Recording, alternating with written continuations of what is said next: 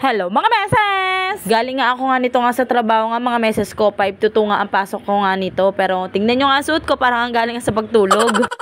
Pagkadating ko nga kasi nga galing trabaho nga mga meses ko, ay naku po napakakalat at saka mga chikiting gubats ko nga, ay naku po hindi ba din natutulog nga sa tanghali. Kaya nga syempre ang ginawa nga muna nga ni meses nyo, ay syempre pinalitan mo na ng mga damit nga yung mga chikiting gubats ko at nakikipaglaro pa nga si baby Ezekiel. Huli ka, ikaw ha?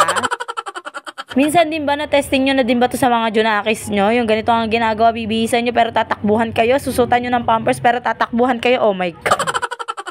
Ang sabi nga kasi nga sa akin nga dyan nga ni Ate Zoe, sige mami, tulog kami pero luto ka ng pancake. Alam nyo mga meses ko, yung mga bata nga ngayon, Diyos ko po, ikaw na nga yung meron nga, binigay nga na task sa mga anak mo. Diyos ko po, pero meron nga din yung kapalit. Grabe nga naman nga talagang mga bata ngayon. Ay naku.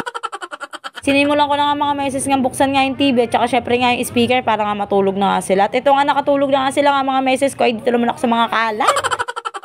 Pinas forward ko na nga din nga ito nga paglilinis ko. Dahil nga pagka nga binagalan ko ay naku baka mamaya ay bukas pa nga tayo matapos dito sa pagbablog.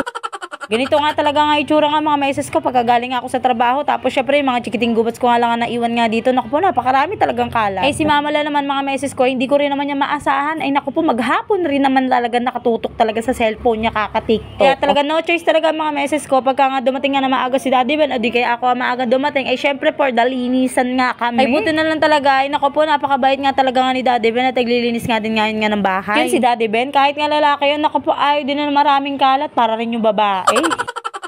Kaya nga diba nga mga meses ko, pagka nga makikita nyo nga sa mga vlog ko, palagi nga din nga naglilinis nga din nga yun si Daddy Ben. Pero kailangan kasi talaga namin maging malinis mga meses ko kasi nga dahil nga sa mga cheating gubats nga namin na may mga sakit, may mga hika. Buwan-buwan na lang talaga nga sila nga nagkakaroon nga ng hika or inaatake nga ng hika. Pero ang advice na nga din nga talaga nga ng doktor or ng pedya nga nila mga meses ko is kailangan na nga talaga nga mag-aircon. Oh my God, aircon. Sakit sa ulo niyang bill.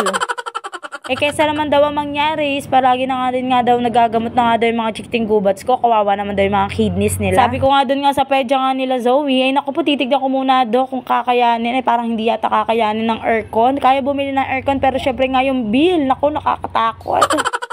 Yun nga lang nga daw kasi nga daw ang best solusyon para nga syempre nga kami nga ay makausad nga sa paggagamot nga palagi. O siya mga meses ko, dito na tayo dumiretso. Tapos na nga sa chikahan nga si meses nyo sa paglilinis. Kaya nga syempre dito naman tayo nga sa pagluluto nga ng pancake nga na gustong gusto nga ni Ate Zoe. Wala nga mga meses ko nga ako nabili nga ang ebap. Kaya nga ang gagawin na nga lang nga ni meses nyo tubig. Tapos nga syempre yung gatas nga nila. Natry ko lang muna nga mga meses ko kung tatalab nga ere. First time ko nga lang nga ito ang ginawa. Nilagyan ko na nga din nga ito nga ng asukal. Syempre inahalo-halo ko na nga din. Alang namang hindi mo haluin yan. Eh di paano magiging pancake yan. Nilagay ko na nga din nga dyan nga yung itlog. Nag-mix na nga lang nga din nga dyan nga si meses nyo para nga maging consistency. Maganda nga yung consistency niya. Ito lang talaga nga yung pinakapangit ko nga nagawa. Dinagdagan ko na naman nga ng tubig. Syempre hindi ko nga makakalimutan nga dyan nga yung kokwa. Syempre yan nga kasi nga yung gusto nga ni Ate Zoe, chocolate pancake. Naready ko na nga din nga dyan nga yung kawali nga manipis nga namin. Dito na nga din nga ako magluluto para nga mabilis nga makaluto. Pero nung habang hinahalo-halo ko nga siya, sabi ko para yata merong iba. Iba yata yung pagkakagawa ko nga neto. Iba yata yung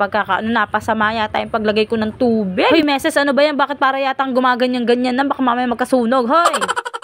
Dahil mga meses ko nilagyan ko nga lang kasi nga dyan ng star margarine. Akala ko kasi hindi pa mainit. Diyos ko po, sobrang init na pala. Napansin ko lang talaga sa pagluluto ko nga ng pancake ngayon. Iba talaga, sobrang lambot niya. Napasama talaga yung paglalagay ko talaga ng tubig mga meses ko. Tignan nyo naman ang nangyari. Iba nga pancake nga na nagawa ko mga meses ko na sunog-sunog na nga. Hindi pa nga rin nga luto nga yung gitna. Nice meses. Maling desisyon na naman ang ginawa mo ngayong araw. Pero titignan natin mga meses ko kung nagustuhan nga ni Ate Zoe nga yung aking gawa ng pancake. Ate Zoe naman kahit ano naman dyan, iba sa pancake, gustong-gusto niya ng mga meses. O siya mga meses ko, hanggang dito na nga lang nga muna. Tignan nyo na lang muna kung ano nga yung reaction nga ni Ate Zoe nga sa dulo. Kuha na nga din nga ang bata nga dyan. At Diyos ko po, diba? Favorite na favorite niya yan. Oops, don't forget to follow my page para nga syempre lagi kang updated sa aking mga bago mini vlog. Ba naman meses, huwag mo na hindi kalimutan nga mag-subscribe nga sa YouTube channel and nandyan ka na din naman. Siya mga meses ko, hanggang dito na lang. Bye!